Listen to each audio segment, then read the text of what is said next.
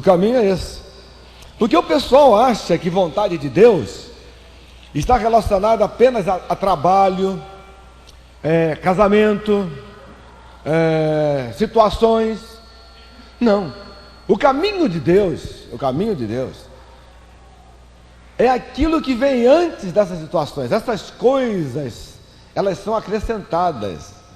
Porque o Senhor Jesus disse: buscar em primeiro lugar o quê? O reino de Deus e a sua justiça, e as demais coisas vos serão acrescentadas.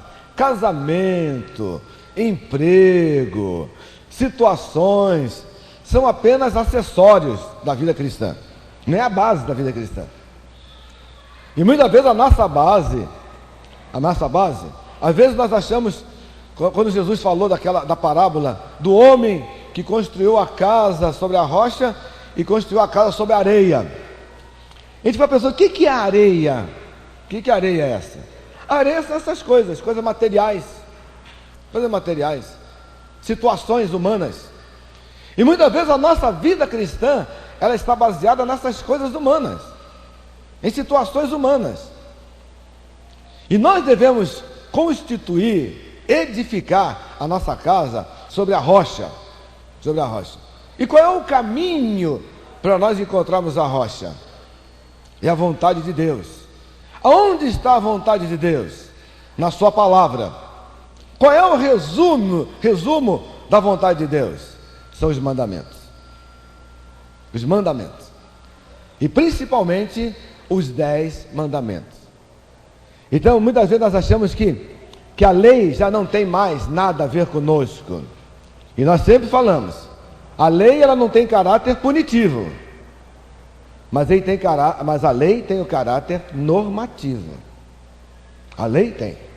Ela não tem caráter punitivo. Nós não somos punidos mais pela lei, pelo cumprir ou descumprir a lei. Mas a lei, ela traça o melhor caminho para nós. Muitas vezes nós queremos descartar até o Antigo Testamento. O Antigo Testamento não tem mais valor. Tem. E como tem valor? E quando nós começamos a olhar isso, então diz o texto, né? O tema: os mandamentos na antiga e na nova aliança. A antiga aliança qual é? É o pacto das obras. É o pacto das obras, que o homem não pôde cumprir, porque ele pecou. A nova aliança é o pacto da graça, onde Cristo cumpriu por nós. E a nós cabe hoje, nortearmos a nossa vida por essa lei, que é boa, que é santa, que é agradável e não é penosa. Muitas vezes nós achamos que a lei de Deus é muito dura, é muito penosa, e não é. A lei dos homens é dura e penosa, a lei dos homens. Os homens dizem: não faça isso, não faça aquilo, não pode isso, lei dos homens. E muitas vezes nós estamos indo atrás das leis dos homens. Agora, a lei de Deus...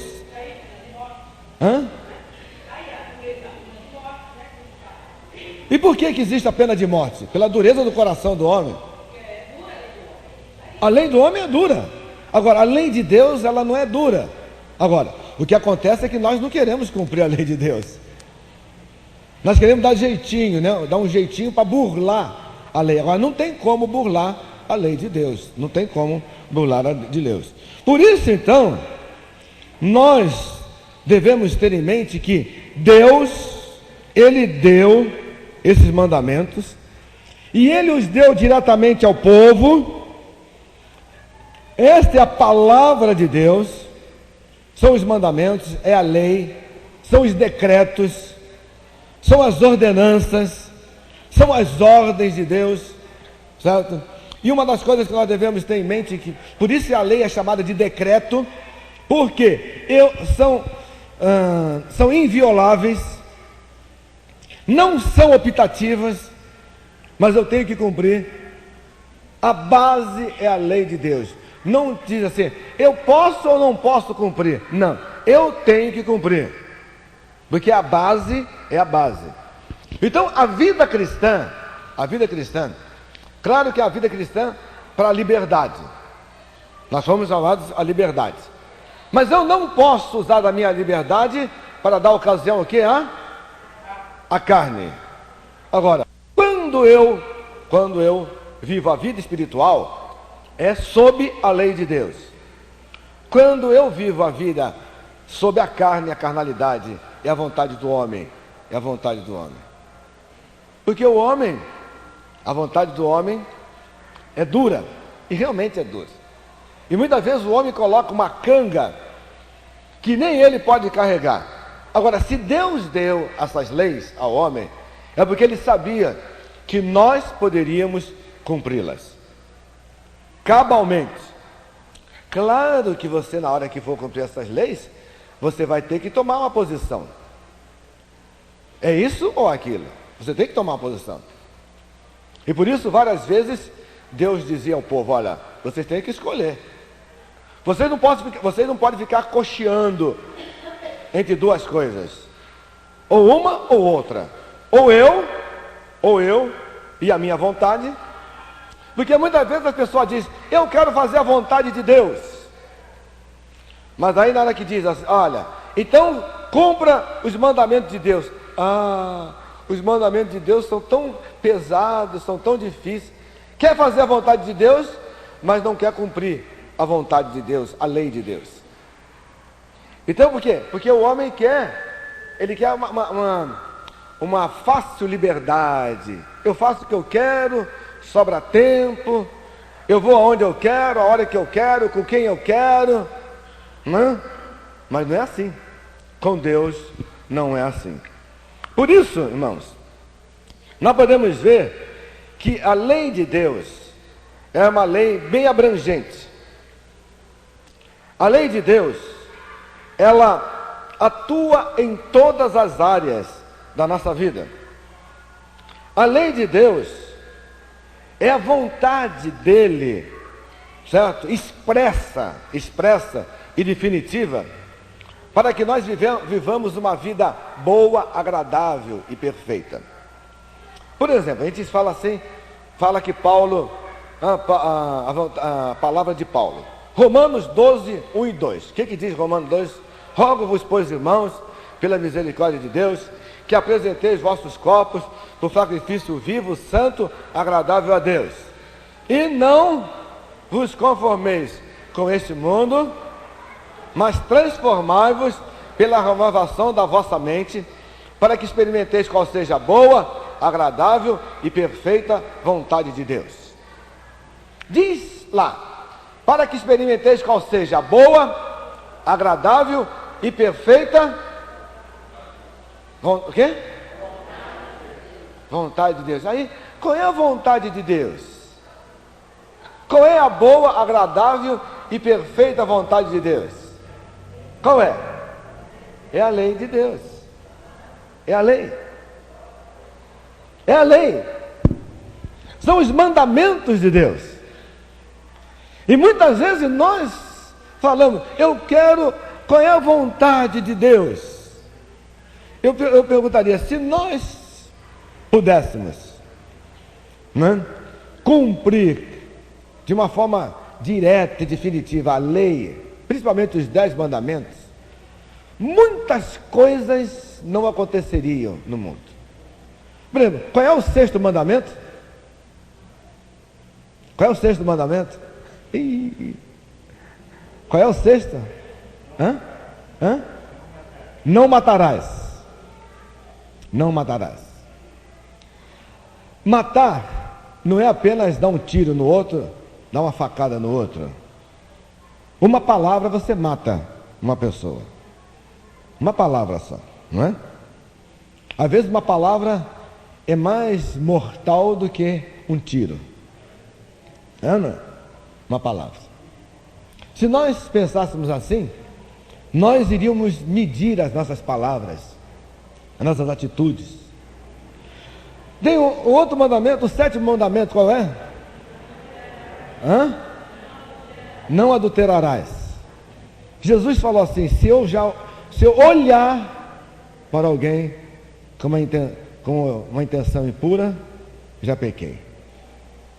Se nós levássemos em conta isso, não haveria problema de adultério, não haveria problema de prostituição, não haveria problema, uma série de problemas, se o indivíduo fizesse isso, todos cumprissem a lei. Não adulterarás.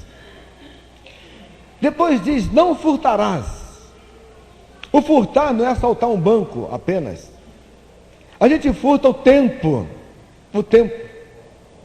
Por exemplo, vou dizer assim um exemplo. Né? Qual é o horário da meditação domingo pela manhã na igreja? Qual é o horário? 9h30, né? 9h30. 9h30 é para começar a meditação. Então, se é 9h30 para começar, eu devo chegar que hora? Pelo menos, não, 9h30 está começando. 9h20, 9h15, eu tenho que chegar antes, né? Por exemplo, você vai trabalhar, quem trabalha, vamos supor, o militar, ele vai chegar, ele tem que, a parada matinal, quem foi militar sabe isso, você tá, a parada, é 7h30 a parada, o camarada não chega às 7h30, chega, Serena? Por quê? Porque a parada vai começar às 7h30, 7h30 tem que estar em forma, está em forma, para 7h30 começar, aí a banda toca, você... Mas não chega às 7h30. E a farda nos trinque, né? O coturno limpinho, a fivela brilhando, você tem que pentear o cabelo com a fivela, né? A calça com o frisozinho, a camisa, certo? E se você é laranjeira, dorme no batalhão, a cama que está arrumadinha, você tem que jogar uma bolinha, ela tem, na velocidade que ela sair, tem que chegar lá, não é assim? É. A cama tem que estar, impecável. Então, 7h30 tem que estar lá, parada. O crente não. Ele chega na igreja 9h35, 9h40. Antes de entrar, ele bate papo na porta, conversa, tá não sei o que, para depois ele entrar para meditar. Olha, pergunta, está furtando. Está furtando. Está furtando ou não está? Está. Está furtando. Pois não, Gerson? Muitas vezes, irmãos, nós como crentes, nós achamos que nós somos livres. E muitas vezes nós agimos de uma forma tão ruim, tão má. Nós chegamos atrasados, saímos antes da hora. Olha, quem foi militar sabe disso. Você está em forma lá, está em forma. Aí vai vir lá o fulano e vai passar a revista A Tropa. No sol a pino, sol a 40, meio-dia. Não tem lá, estou com vontade de fazer xixi, vou sair. Não tem nada de fazer xixi, não. Só sai de forma se ele cair. Mas não pode cair de costa, não. Tem que cair de frente, né? Cair de costa não vale. Tem que cair de frente. Se cair, aí quem está do lado não se mexe, não. Continua do mesmo jeito. Aí vem alguém, pega e leva. Não pode mexer, nem pode. Tem que ir no banheiro, tem que fazer xixi, tem que beber água, tem que não sei o quê. Furtar. Ele está furtando. Então, quando nós olhamos a lei de Deus, o aspecto da lei de Deus, nós temos a lei civil, ou a lei judicial, e essa lei civil, ou a lei judicial, ela representa toda a legislação dada ao homem, à sociedade. São os aspectos da vida diária do homem. Então Deus mostrou tudo. Lei civil. Depois tinha a lei religiosa ou a lei cerimonial. Era a lei que era demonstrada pelos levitas. Os sacrifícios, o simbolismo cerimonial, todas aquelas ofertas. Cada uma daquelas ofertas, a farinha, o óleo, o azeite, tudo aquilo tinha uma figura. Estava relacionado ao culto, E tinha a lei moral. A lei moral representava a vontade de Deus para o homem, em relação ao seu comportamento e seus deveres. Eram os mandamentos diretos de Deus ao homem. Então Deus, quando Ele constituiu o povo de Israel, Ele não constituiu um povo qualquer. Ele deu a lei civil, era a lei para o Estado de Israel. A lei cerimonial, a lei religiosa em relação ao culto. E tinha a lei moral, os mandamentos, aquilo que o homem deveria fazer em relação a Deus. Então, quando nós olhamos isso, irmãos, esses três aspectos da lei: a lei civil, a lei cerimonial e a lei moral. A lei civil, ela tinha como finalidade legislar ou nortear toda a sociedade. Porque Deus queria que Israel fosse um estado teocrático. O que é um estado teocrático?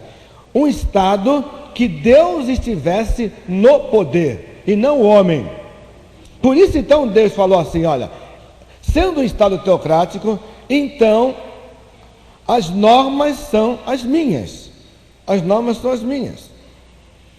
Agora, essa lei, hoje nós não podemos colocá-las, porque hoje o nosso estado não é um estado teocrático. Não é um estado teocrático. Então nós não podemos aplicar essa lei. Por quê? Eram as leis que norteavam o estado. Mas nós poderíamos, se quiséssemos, ter um estado diferente, se o estado aplicasse as leis de Deus a ele. Eu fico imaginando como seria a cidade diferente se a cidade fosse norteada pelas leis que Deus deu ao Estado de Israel. Seria diferente, muito diferente. E nós muitas vezes nos esquecemos que Deus deu aquela lei e a lei era perfeita. Um Estado segundo a vontade de Deus. A lei religiosa, então a lei cerimonial. A finalidade era que Deus mostrasse a sua santidade,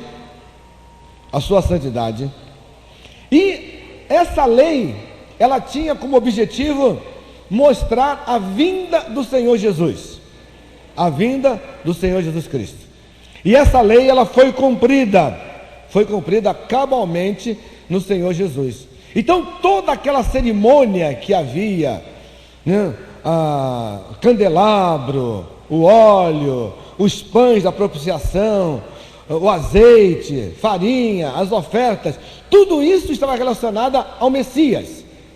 Também nós não devemos aplicá-la hoje. Por quê? Cristo já cumpriu.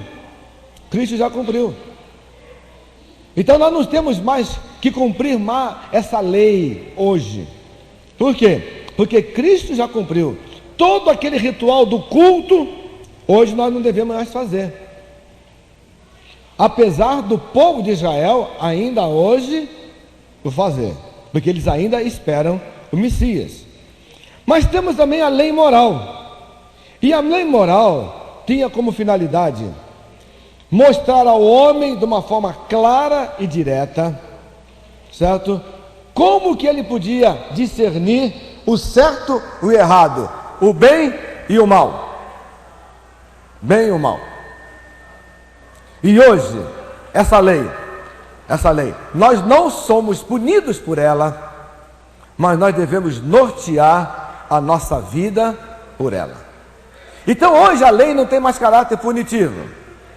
Por exemplo, há alguns grupos religiosos que querem cumprir tudo que está na lei. Não, tem que ser a lei. Então eu digo, se tem que ser a lei, então tem que ser toda a lei. Tem que ser a lei civil, tem que ser a lei religiosa e tem que ser a lei moral. Por exemplo, vamos usar, existe um grupo que diz: nós temos que guardar o sábado, e nos acusam: Quem não guarda o sábado não é crente, né? Quem não guarda o sábado não é crente, não é isso que diz? Não diz? Não fala isso? Quem não guarda o sábado não é crente. Aí o indivíduo guarda o sábado, ele guarda o sábado, não trabalha no sábado. Mas ele está num país que ninguém trabalha no domingo. Ninguém trabalha no domingo. Então ele está pecando contra a lei, porque diz: 6 dias trabalharás e no 7º descansarás. Se ele não trabalha 6, está pecando.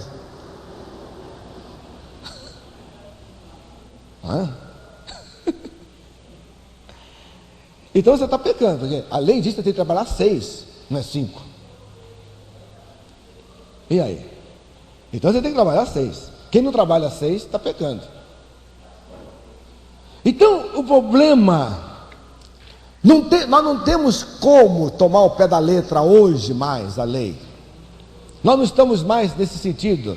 Nós temos que ver qual é o princípio da lei. Qual é o princípio da lei? Hoje nós não temos mais essa situação de tomar o pé da letra.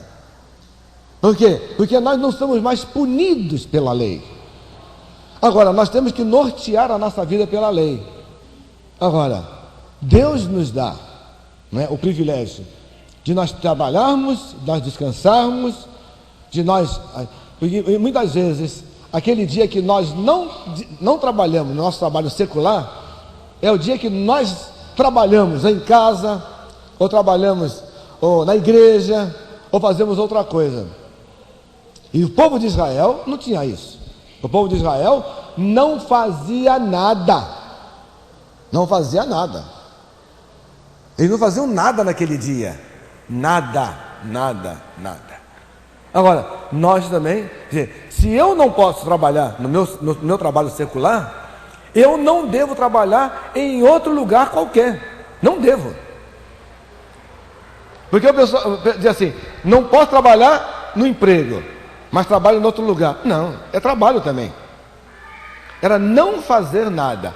O único que naquele dia fazia alguma coisa eram os levitas. Somente eles. Mas o povo não. Os levitas, quer dizer, os próprios levitas, eles iam contra a lei, porque eles tinham que fazer tudo no dia que todo mundo parava. E aí? Vocês veem que é até um disparate, né? Por que eles, levitas, podiam trabalhar? Era o trabalho dele, e os outros não trabalhavam. Alguém vai dizer: não, mas é o trabalho espiritual. Mas é trabalho também. É trabalho também. Então, por isso nós temos que ver qual é o princípio da lei. O princípio da lei.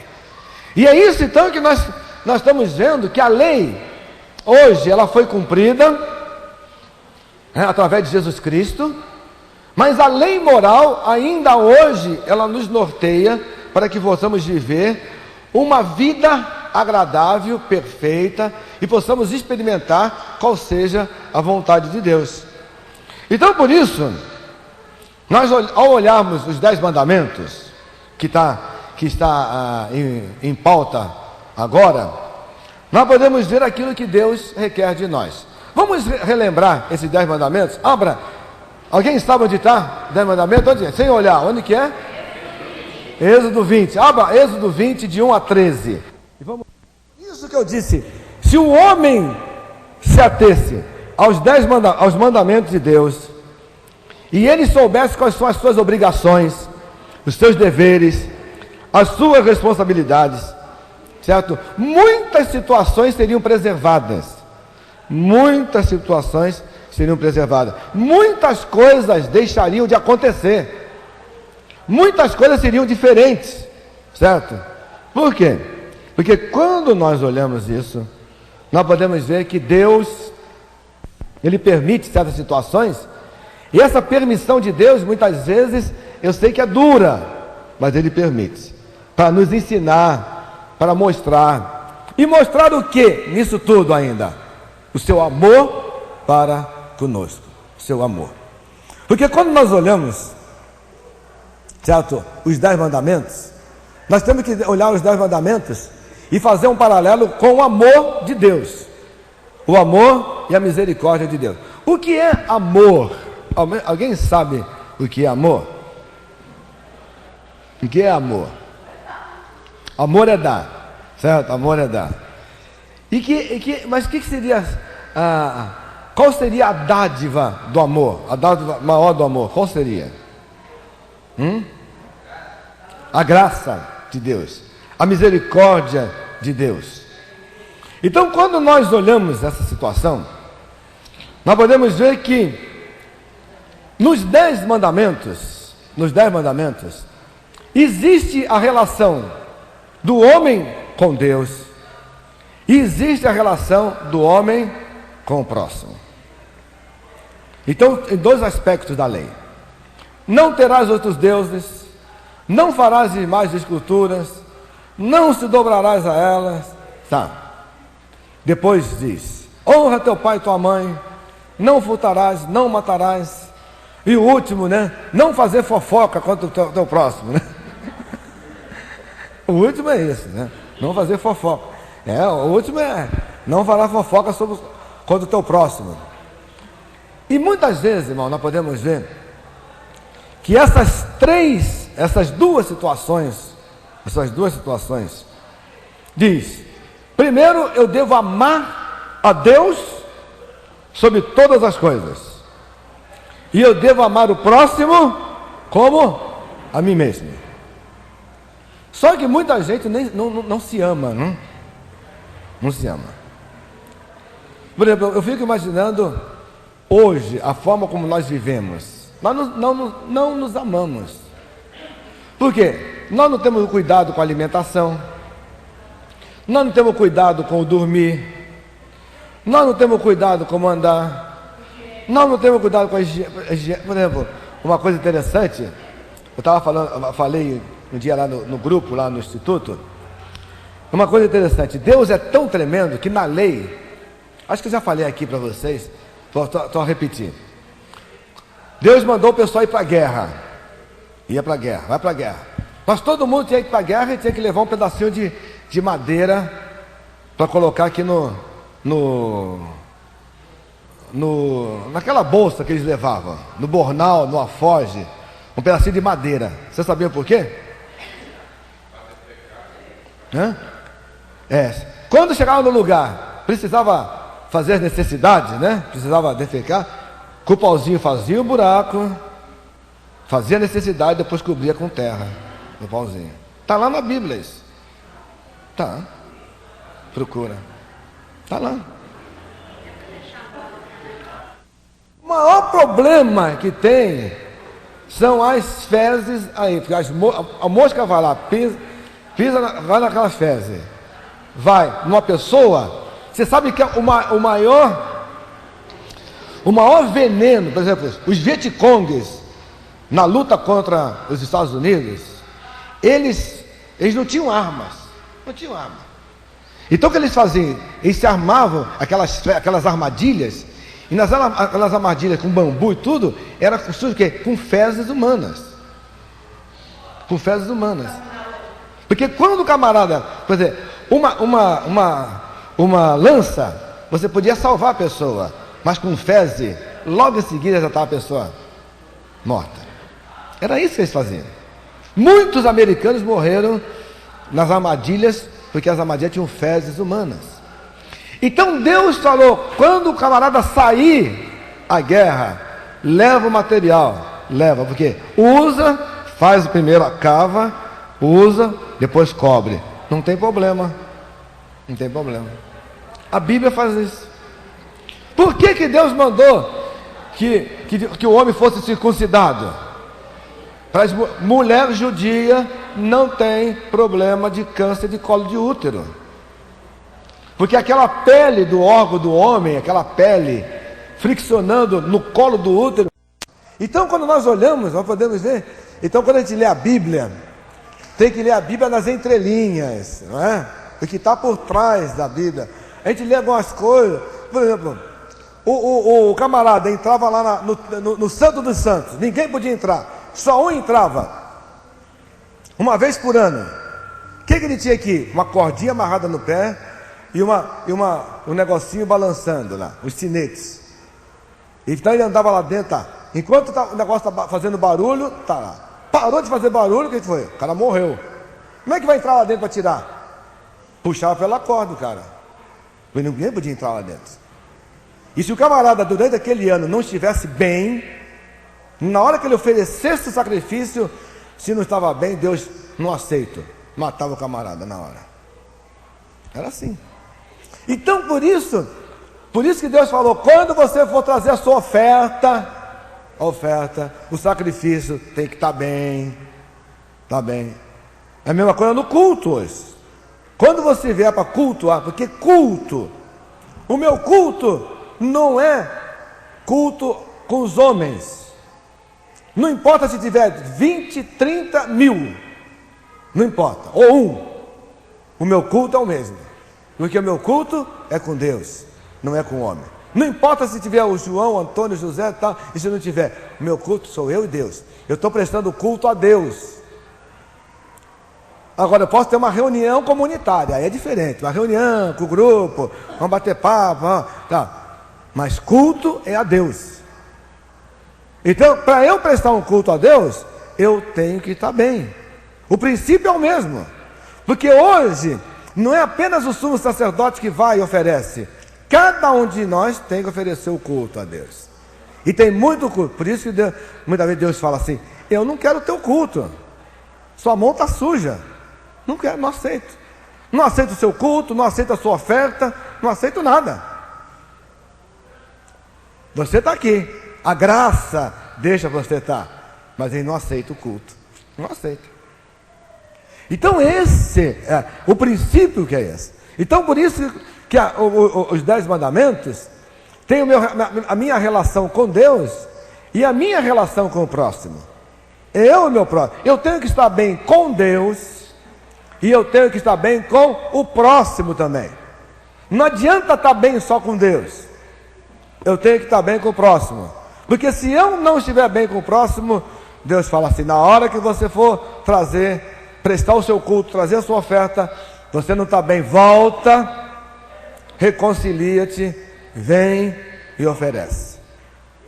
Se você souber que ele tem algo contra você, não é você que tem algo contra ele, mas que ele tem algo, volta, reconcilia-te e oferece a oferta.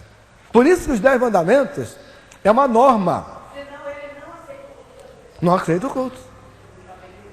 Não aceita o culto. Você está no grupo? Tá, mas Deus não está aceitando o culto. E não aceita mesmo. Então esse é o princípio que nós temos que ter em mente. Por isso, essa vida cristã, ela é norteada por esses princípios que Deus nos deu. E esses princípios são invioláveis. Não são optativos, mas são decretos. Quando nós falamos decretos, é alguma coisa que eu não posso abrir mão. É o meu relacionamento com Deus e o meu relacionamento com o próximo. Claro que hoje eu tenho Cristo como meu mediador, tenho Cristo como meu Senhor e Salvador. Claro que eu tenho a graça de Deus. Mas o que acontece? Infelizmente, nós estamos transformando o quê? Barateando a graça de Deus. Hoje é uma graça barata. É tão barata a graça. É uma graça barata. Jesus já fez tudo. Então vai da valsa. Vai no vai da valsa, né? Sabe o que é o vai da valsa? É uma coisa muito interessante. Por que é no vai da valsa? Por que fala isso no vai da valsa? Eu já falei aqui numa quinta-feira, né? A valsa, você tem que dançar. A valsa você tem que rodar o salão todo, né? Vai para cá, vai para lá, roda e roda. Tem muito crente que é assim, ele roda, roda, roda, roda e não chega nunca no fim.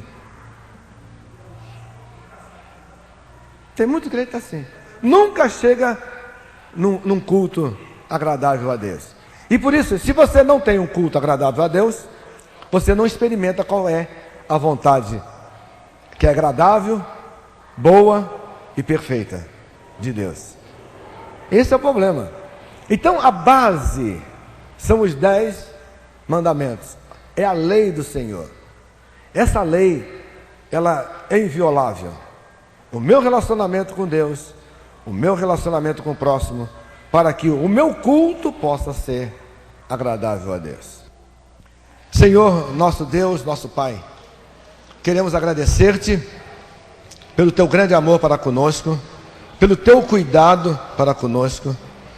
Nós queremos, ó Pai, dizer-te que o nosso coração é grato a ti, porque o Senhor preparou todas as coisas para nós. E aquilo que o Senhor tem preparado é o melhor.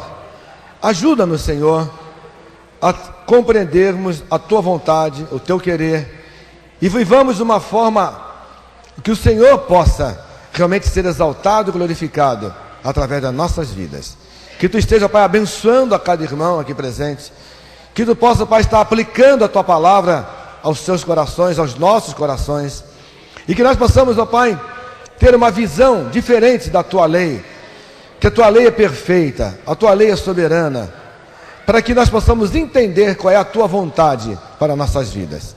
Ser conosco, abençoe conosco todo o teu povo. Pedimos e agradecemos no nome de Jesus. Amém.